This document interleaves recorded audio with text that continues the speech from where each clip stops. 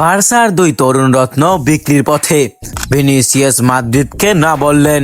এছাড়া Luis দিয়াসের বায়ার্নের debut আর Bruno ফার্নান্দেসের Saudi প্রস্তাব প্রত্যাখ্যান।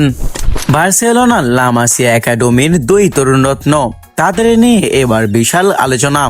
সবচেয়ে বড় নাম ফারমেন লুপিজ, মিডফিল্ডার দক্ষ, ফ্যানদের চোখে ভবিষ্যৎ তারকা। কিন্তু আর্থিক টানাপোড়া আর স্কোয়াডে ব্যালেন্স ঠিক রাখতে বার্সা তাকে 60 থেকে 70 মিলিয়ন ইউরো রেঞ্জে অফারে ছেড়ে দিতে পারে। শোনা যাচ্ছে ম্যানচেস্টার ইউনাইটেড সহ কয়েকটি প্রিমিয়ার লিগ ক্লাব তাকে নিতে আগ্রহী। আরেকজন লা মাসিয়া মিডফিল্ডারও লিস্টে আছেন, তবে তার নাম এখনো ক্লাব আনুষ্ঠানিকভাবে প্রকাশ করেনি। কাতালান জায়ান্টরা কি সত্যি তাদের ভবিষ্যৎ বিক্রি করে দিচ্ছে? এদিকে রিয়াল মাদ্রিদের ক্যাম্পেও বিস্ফোরণ। ভিনিসিয়াস জুনিয়র নতুন কন্ট্রাক্ট অফার একের পর এক যেন ফিরিয়ে দিচ্ছেন, কারণ তিনি চান কিলিয়ান এমবাপ্পের মতো সমপরিমাণ বেতন, বছরে প্রায় 25 মিলিয়ন ইউরো।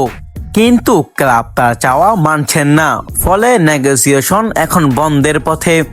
যদিও বিক্রির সম্ভাবনা এখন নেই, সৌদি ক্লাবগুলো আর তাকে আগ্রহ দেখাচ্ছেন না।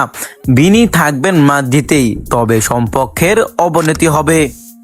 এইদিকে লিভারপুল ছেড়ে নতুন যাত্রা শুরু করলেন লুইস দিয়াস।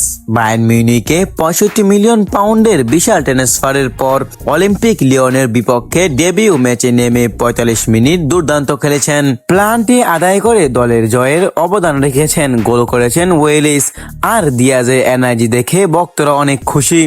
কোচ বেনকিও কোম্পানি সরাসরি বলেছেন, লুইস দিয়াস আমাদের আক্রমণের নতুন রং আনবেন।